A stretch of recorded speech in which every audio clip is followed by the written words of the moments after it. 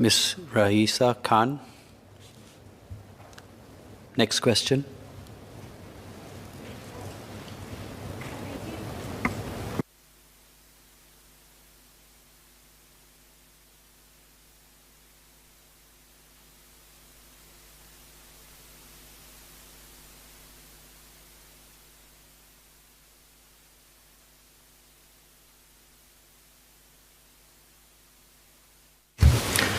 Mr. Deputy Speaker, sir, since the start of COVID-19, over 15,000 workers have been placed into public sector or government-funded short-term... Excuse me, Minister, just to clarify, you're taking 18 and 19 together?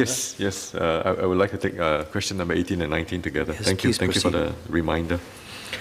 So, since the start of COVID-19, over 15,000 workers have been placed into public sector or government-funded short-term roles under the SG United Jobs and Skills Package to support COVID-19 operations such as swabbing, quarantine operations, implementing safe management measures, and providing patient services. At some point, and we certainly hope so, the demand for such roles will taper down. For the moment, however, these roles continue to remain in demand. Among those placed into short-term COVID-19 job roles, about 3 in 10 were temporarily redeployed as part of the National Jobs Council's efforts to support workers in hard-hit areas. For example, some flight attendants from Singapore Airlines worked as care ambassadors in hospitals. These workers remain as employees of their parent companies, and most of them are expected to return to their parent companies when demand recovers.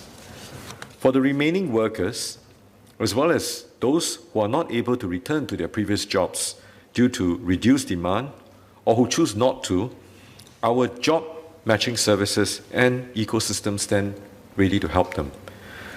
In 2020, the combined efforts of Workforce Singapore, or WSG, and NTUC's Employment and Employability Institute, or E2I for short, collectively placed close to 55,000 workers into suitable opportunities.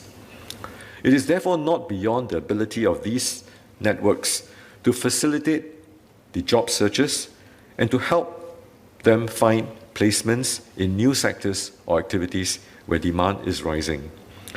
This is also supported by the Jobs Growth Incentive, or JGI for short. The Jobs Growth Incentive has been extended to September 2021, with eligible employers receiving support of up to 54,000 Singapore dollars per hire. Employers who hire job seekers who need to reskill can also tap onto the career conversion programs.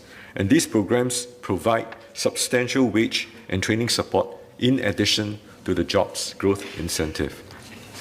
This year, we have catered capacity for 10,000 places in these programs. Finally, the SG United traineeships, mid-career pathways, and skills programs remain available. Thank you. Mr. Shahril Taha.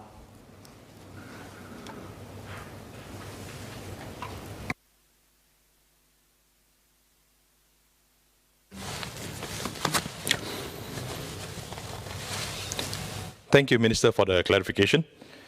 Just one supplementary question for me. So as we transition to living with COVID-19, can the ministry also consider encouraging the companies employing these temporary workers to send the workers for training, possibly through an additional training grant mechanism?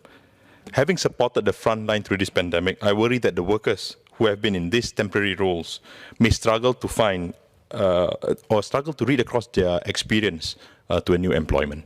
Thank you. Mr. Deputy Speaker, I thank the Honourable Member for his suggestion. We certainly would encourage all companies who hire short-term workers in terms of this particular pandemic itself to convert them or to encourage them to go for training to convert them into longer-term job opportunities. And there are many schemes available. There are also quite a number of task force in which I personally chair and we drive alongside with many other sector agencies to look at growth sectors. We have identified 3 of them: the wholesale trade, finance, infocom, where we encourage and we nudge many of the employees and workers to actually go for upskilling, reskilling, in terms of being able to fit into these new job roles and to pivot some of the existing career opportunities into newer ones. Now, we will continue to provide support. Employers may face hiring challenges. They should also look to consider a wider range of job seekers. Instead of thinking of the plug and play mindset, we would encourage employers to open up, to consider hiring them, bringing them on board, and placing them collectively in training opportunities that the government has set aside, and work towards making sure that the upskilling and training of these workers into their relevant industries and the jobs itself would result in a much better fit.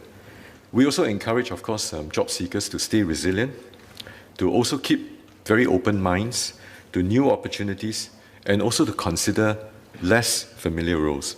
So if we all work together collectively, and to the MP's point itself, I believe that we will come out and emerge from this crisis in a much better position. Thank you.